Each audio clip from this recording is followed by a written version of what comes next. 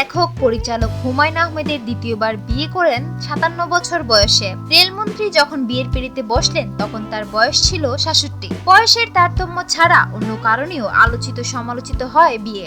সেরকম অনেক বিয়ে হয়েছে বাংলাদেশে। তাই অতীত ও সাম্প্রতিক সময়ে কয়েকটি বিয়ের গল্প নিয়ে আমাদের আজকের আয়োজন। হুমায়ূন আহমেদ ও শাওন, সময়ের সবচেয়ে আলোচিত ও স্মরণীয় বিয়ে। জননন্দিত লেখক পরিচালক হুমায়ূন আহমেদ অভিনেত্রী মেহের আফরোজ শাওনকে বিয়ে করেন ২০০৫ সালে। শাওনকে দ্বিতীয় স্ত্রী হিসাবে বরণ করার আগে প্রথম স্ত্রী গুলতেকিন আহমেদের সঙ্গে বিচ্ছেদ হয়। তারপরও দীর্ঘদিন আলোচনায় ছিল হুমায়ূন আহমেদ ও শাওনের বিয়ে। প্রধান আলোচ্য বিষয় ছিল বয়স। বিয়ের সময় হুমায়ূন আহমেদের বয়স ছিল ৫৭ আর শাওনের মাত্র ২৪ বছর। কন্যা সমতুল্য অভিনেত্রীকে বিয়ে করার বিষয়টা নিয়ে ব্যাপক আলোচনা ও সমালোচনা হলেও পরে এই দম্পতির কাজই বেশি আলোচিত হয়েছে। বাংলাদেশের সাংস্কৃতিক অঙ্গনে হুমায়ূন আহমেদ শাওন নিঃসন্দেহে অন্যতম সফল জুটি। ২০১২ সালে ক্যান্সারে মারা যান হুমায়ূন আহমেদ। তার জীবন আরো দীর্ঘ হলে এই দম্পতির স্মরণীয় কাজের তালিকা নিঃসন্দেহে আরো দীর্ঘ হতো। ষাটার্ধ তরুণ রেলমন্ত্রীর বিয়ে। বাংলাদেশের রেলমন্ত্রী মুজিবুল হক বিয়ে না করে জীবনের অনেকটা সময় পার করে দেয়ায় অনেকে তাকে চিরকুমার বলতে শুরু করেছিলেন। কিন্তু ২ বছর আগে মন্ত্রী মহোদয় জানিয়ে দিলেন বয়স ৬৭ হলেও তিনি আর চিরকুমার থাকবেন না। ২০১৪ সালের ৩১ অক্টোবর খুব ঘটা করে বিয়ে হয় তার। পাত্রী হনুফা আক্তার রিক্তা ২০০০ সালে এসএসসি পাশ করেছেন।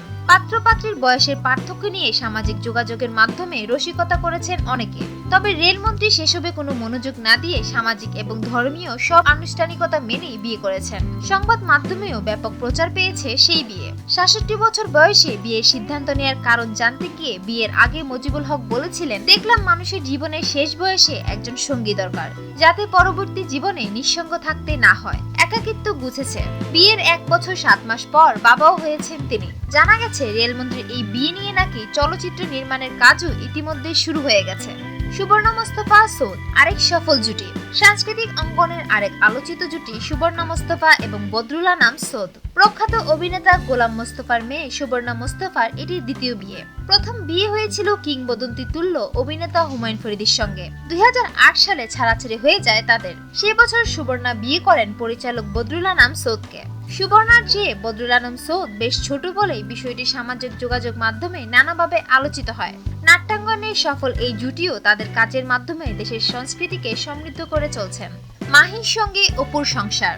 সত্যজিৎ রায়ের অপুর সংসার, এরপর আর কোনো অপুর সংসার নিয়ে সংবাদ মাধ্যমে এত আলোচনা হয়েছে কিনা সন্দেহ। পাত্রের নাম অপু হলেও বিয়েটি অবশ্য বেশ আলোচিত হয়েছে পাত্রী মাহির কারণে। চিত্রনায়িকা মাহিয়া মাহি এবছর বিয়ে করে চমকে দিয়েছেন তিনি। উঠতি এবং অনেকেরই মতে সম্ভাবনাময়ী এই অভিনেত্রী রূপালী জগতে কাউকে বিয়ে করেননি। পাত্র হিসেবে বেছে নিয়েছেন সিলেটের ব্যবসায়ী পারভেজ মাহমুদ অপুকে। মাহি চলচ্চিত্র অঙ্গনে পা রাখেন ২০১২ সালে। অভিনেত্রী হিসাবে প্রতিষ্ঠিত হওয়ার আগেই তার এই বিয়েকে চলচ্চিত্র অঙ্গনের অনেকে ঝুঁকিপূর্ণ সিদ্ধান্ত হিসাবেও দেখছেন। অতীতে বিয়ের পর অনেক অভিনেত্রীর জনপ্রিয়তা কমেছে বলে মাহির ক্যারিয়ারেরও ক্ষতি হবে বলে সবার আশঙ্কা।